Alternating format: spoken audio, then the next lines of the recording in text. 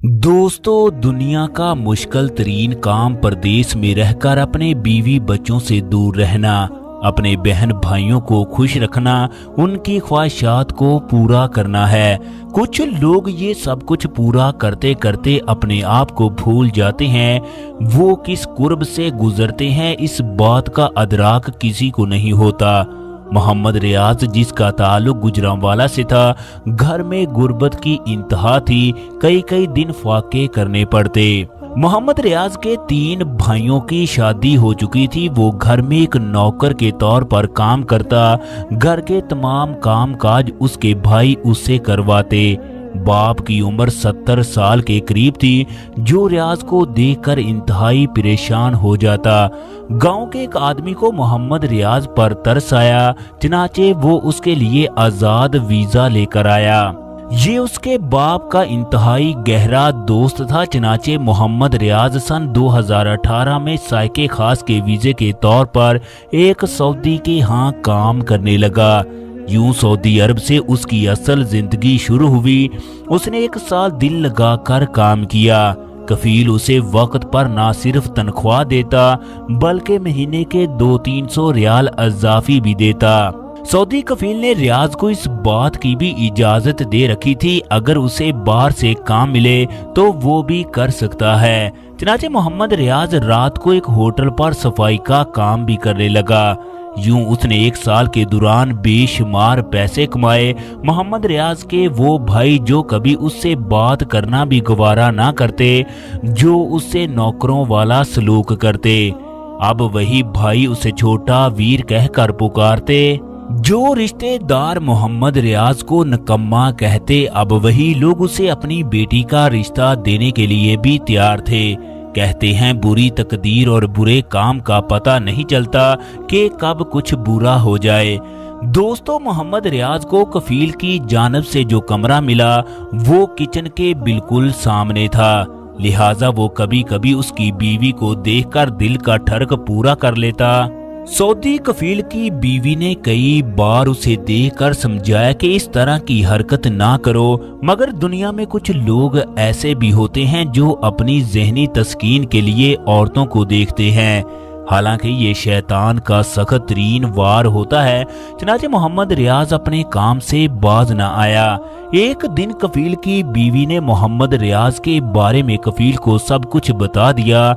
Saudi कफील औरतों के मामले में पहले ही वहमी होते हैं। कफील गुस्से में मोहम्मद रियाज के पास जाकर कहने लगा, मैंने तुम्हें कितनी इज्जत दी, तुम्हें तनख्वाह के अलावा इजाफी पैसे दिए, जो चीज हम खाएं वही तुम्हें खिलाते हैं।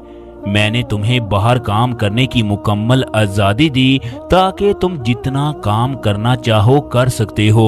अब तुम्हें तुम्हारे काम की पूरी सजा मिलेगी। चनाचे कफील ने मोहम्मद रियाज को बाजू से पकड़कर गाड़ी में बिठाया। इसके बाद गाड़ी शहर से बाहर वीरान जगह पर ले गया।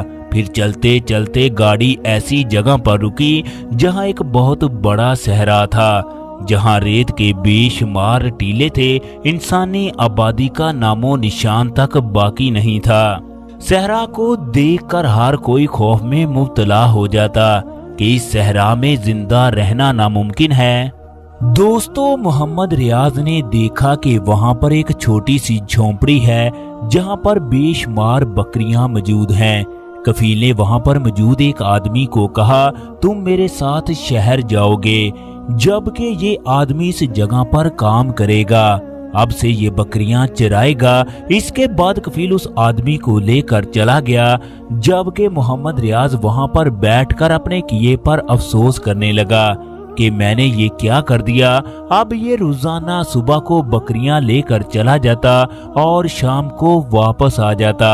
अगर कफील का इस जगह चक्कर लगता तो वो 1 महीने की रोटियां दे देता, जिसको ये पानी में डुबो डुबो कर खाता। दोस्तों, वक्त गुजरता गया। मोहम्मद रियाज को उस सहरा में बकरियां चराते हुए 4 साल का अरसा हो गया। मोहम्मद रियाज ने कई बार वहां से भागने की कोशिश की। रात को पैदल चलते चलते थक जाता, क्योंकि सहरा खत्म होने का नाम न लेता। वो हमेशा सोचता उसने एक छोटा सा गुनाह किया, मगर कफील ने उसे इस कदर बड़ी सजा दी। काश जब कफील की बीवी ने उसे मना किया तो वो दोबारा इस तरह की हरकत ना करता। इन 4 सालों में इस तरह के कई लम्हात आए जब उसके पास पीने के लिए भी पानी खत्म हो गया। उस वक्त सिर्फ वो बकरियों का दूध पीकर गुजारा करता। अब मोहम्मद रियाज ने सहरा से हर सूरत निकलने का प्रोग्राम बनाया। वो 4 साल की जिंदगी से तंग आ चुका था। रात को सहरा की रेत ठंडी होती है। उसने इशा की नमाज पढ़कर सफर शुरू कर दिया। मोहम्मद रियाज को कुछ पता नहीं था कि मैंने किस तरफ जाना है, वो इस वक्त कहां पर मौजूद है। उसकी आंखों में बेइख्तियार आंसू और दिल में खुदा से दुआएं थी कि यार अब मुझे इस मुसीबत से निकाल दे। मैंने एक छोटा सा गुनाह किया जिसकी मुझे इस कदर बड़ी सजा मिली कि मैं अब इस सजा को बर्दाश्त नहीं कर सकता। वो सारी रात चलता रहा मगर सहरा खत्म ना हुआ। जिस जगह से उसने सफर का आगाज किया था उसे भी मुकम्मल तौर पर भूल चुका था। सुबह सूरज ने अपने पर फैलाना शुरू कर दिए, लिहाजा अब उसने मायूस होकर आराम करने का फैसला कर लिया। उसे सहरा में एक छोटा सा झाड़ नुमा दरख्त नजर आया। मोहम्मद रियाज उस दरख्त की छांव में बैठ गया, मगर वहां पर घनी छांव ना होने की वजह से सख्त धूप उसे तंग करने लगी। चनाचे मोहम्मद रियाज ने दोबारा सफर शुरू कर दिया। पानी खत्म होने के बिल्कुल करीब था। मोहम्मद रियाज को अपनी मौत यकीनी नजर आने लगी। हत्ता के सफर करते करते दोबारा शाम हो गई। सहरा के अंदर पांव लड़खड़ाना शुरू हो गए। उसने गिरते पड़ते सफर को जारी रखा। खुदा का करना यूं हुआ, आखिरकार वो सड़क के करीब पहुंच गया। आधी रात का वक्त था। वो सड़क पर लेट गया। पानी की प्यास की वजह से कभी आंखें बंद कर लेता तो कभी आंखों को खोल लेता। होंठ पानी की प्यास की वजह से इंतहाई खुश्क थे। उसे इस बात का यकीन था कि उसका आखिरी वक्त आन पहुंचा है, लिहाजा अब उसने कलमा पढ़ना शुरू कर दिया यहाँ तक कि वो बेहोश हो गया। जब उसकी आंख खुली तो उसने खुद को एक कलीन पर पाया। एक सऊदी उसके पास बैठा था। उसने मोहम्मद रियाज से पूछा, तुम कौन हो? तुम्हारा कफील कौन है? मोहम्मद रियाज ने उसे तमाम वाकया सुनाया। उसे बताया, मेरे कफील का फला नाम है। सऊदी कहने लगा, तुम परेशान ना हो, मैं उसको जानता हूँ। अगले दिन वो उसे कफील के पास लेकर गया। कफील ने रियाज को जब अपने घर में देखा तो वो इंतहाई हैरान हुआ। सऊदी कफील को कहने लगा, तुम किस तरह के इंसान हो? एक अजनबी को एक छोटे से गुनाह की कितनी बड़ी सजा दी, तुम खुदा को क्या जवाब दोगे? फिर सऊदी ने मोहम्मद रियाज को 4 साल की तनख्वाह भी लेकर दी। इसके अलावा अपनी जेब से अजाफी रकम अदा की। यूं मोहम्मद रियाज पाकिस्तान पहुंच गया। उसने पाकिस्तान पहुंचकर शादी की और हंसी खुशी जिंदगी गुजारने लगा। लेकिन वो अपने गुजरे हुए 4 साल कभी भी ना भूल सका।